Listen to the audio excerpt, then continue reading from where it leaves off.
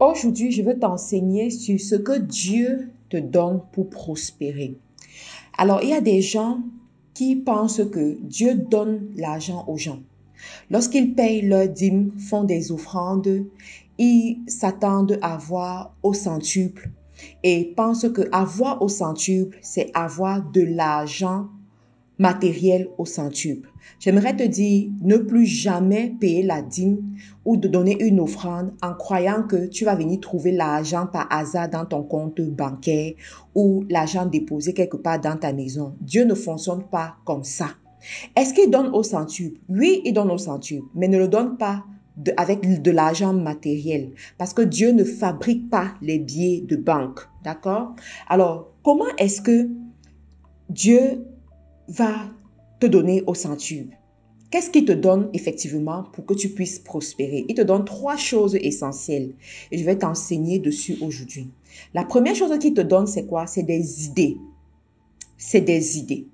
Observe bien lorsque tu sèmes quelque part, quand tu sèmes peut-être avec une offrande ou alors tu payes ta dîme et tout, observe bien ce qui se passe après dans ta vie. Si tu es attentif, tu vas voir, les idées vont se bousculer dans ta tête. Quand les idées se bousculent, c'est le Saint-Esprit qui te parle. Il t'expose des idées. Ensuite, c'est à toi de savoir saisir ces idées. Comment est-ce que tu vas avoir les idées? Les idées vont venir en fonction de ce qui est en contact de tes cinq sens. La raison pour laquelle tu dois faire très attention à ce qui rentre en contact de tes cinq sens. Quand tu t'attends à la manifestation de Dieu au niveau de tes finances, soumets tes cinq sens à ce qui va te stimuler. Ça peut être des enseignements, ça peut être certains films qui t'enseignent des choses, ça peut être visiter des lieux huppés, aller dans des quartiers riches, des quartiers résidentiels, aller dans des boutiques de luxe, observer ce qui se passe, regarder comment les gens se comportent, aller dans des restaurants de luxe et voir qu'est-ce qui se passe là-bas, quelles sont les réalités de ces milieux-là.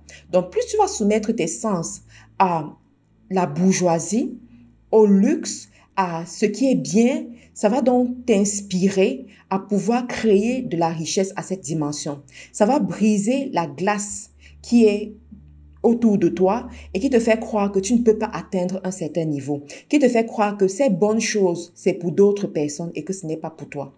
Ça va t'amener à sortir de ta zone de confort et aller posséder les choses d'une certaine valeur. Ça va aussi t'amener à prendre des risques, à te dire que si d'autres l'ont fait, moi aussi, je peux le faire. Donc, Dieu te donne d'abord les idées. Ensuite, la deuxième des choses que Dieu va te donner, c'est quoi? C'est la santé. C'est la santé. Tu sais, sans la santé, tu ne peux rien accomplir. Tu peux avoir des idées, tu peux avoir la stratégie, tu peux même avoir l'argent, mais si tu n'as pas la santé, tu ne peux pas accomplir. Tu n'auras pas la capacité de réfléchir comme il faut, tu ne pourras pas juger des décisions que tu prends, gérer tes équipes, investir comme tu aimerais le faire, tout simplement parce que tu es malade. Donc, à ce niveau, l'ennemi, il le sait, il est conscient de ça. C'est la raison pour laquelle il vient voler la santé de certaines personnes qui ne connaissent pas leur identité. Je précise dessus, qui ne connaissent pas leur identité. Il y a plusieurs personnes qui sont malades depuis 2 ans, 5 ans, 10 ans et que ce n'est pas la volonté de Dieu. C'est tout simplement l'ennemi qui est rentré dans leur vie et qui a volé leur santé, qui a volé ce qui était à eux parce qu'il ne veut pas qu'ils puissent atteindre un certain niveau. Je vais te raconter une petite histoire. Un jour, on a dit à un monsieur que regarde, si les bandits arrivent, en fait, si tu arrives chez toi et que tu te rends compte qu'il y a des gens qui sont dans ta maison, la maison que tu as payée, que tu as construit, tu as meublé la maison, tu as tous les papiers qui prouvent que tu as cette maison. Et tu arrives un jour en rentrant de l'église ou bien en rentrant du supermarché, tu te rends compte qu'il y a des gens dans cette maison qui sont en train d'enlever tes affaires, qui sont en train de casser ta maison. Qu'est-ce que tu vas faire? Le monsieur a dit, oh, je vais me fâcher, je vais appeler la police, je vais venir leur dire d'arrêter et tout. Je vais vraiment me fâcher. Et on lui a dit, c'est comme ça que les chrétiens se comportent en fait. Les chrétiens sont un peu comme cette personne qui regarde le bandit rentrer dans leur maison, mais reste statique. Il ne bouge pas. Il laisse le bandit enlever tout dans leur maison, défaire leur maison, mais il observe. Donc, l'ennemi rentre dans ta maison, il rentre dans ta vie, dans ta destinée, détruit ta destinée, mais toi, tu restes, tu l'observes. Tu restes, tu pleures. Tu es là et tu subis son pouvoir dans ta vie au lieu de te lever et d'utiliser ton pouvoir d'enfant de Dieu pour le chasser, pour le réprimander. Donc, j'aimerais t'interpeller aujourd'hui, si jamais tu es malade, arrête de pleurer. Arrête de supplier Dieu, mais lève-toi dans la prière comme une guerrière de l'Éternel et tu déclares la vie, tu déclares la santé, tu déclares le renouvellement de tes cellules, tu déclares la vie Zoé dans tes veines, sur toi et tu vas voir comment les choses vont venir. Tu arraches ta santé entre les mains de l'ennemi parce que Dieu t'a déjà donné pour héritage une santé de fer. Par ces meurtrissures, tu es sauvé, par ces meurtrissures, tu es guéri. Ça, c'est la parole de Dieu. Donc, tu dois apprendre à déclarer cela dans ta vie et aller chercher ce qui est à toi au lieu de subir et d'attendre tout le temps. C'est la santé qui va te permettre de pouvoir mettre sur pied tes projets et de pouvoir vivre la vie que tu aimerais vivre. La troisième des choses que Dieu va te donner, s'il veut que tu prospères, c'est les connexions divines. Les connexions divines. Plusieurs personnes passent à côté de beaucoup de bénédictions parce qu'elles ne connaissent pas la valeur des connexions divines dans leur vie. Les connexions divines vont t'enseigner. Pour pouvoir arriver à un certain niveau, tu dois connaître ce niveau-là. Ça passe par l'enseignement. Les connexions divines vont t'inspirer, te montrer que c'est possible à travers les Élisabeth. Rappelez-vous de l'enseignement qu'on a eu hier. Donc, les connexions divines vont t'inspirer, te montrer que c'est possible, te montrer la voie, le chemin. Les connexions divines vont te donner l'esquisse d'une vision.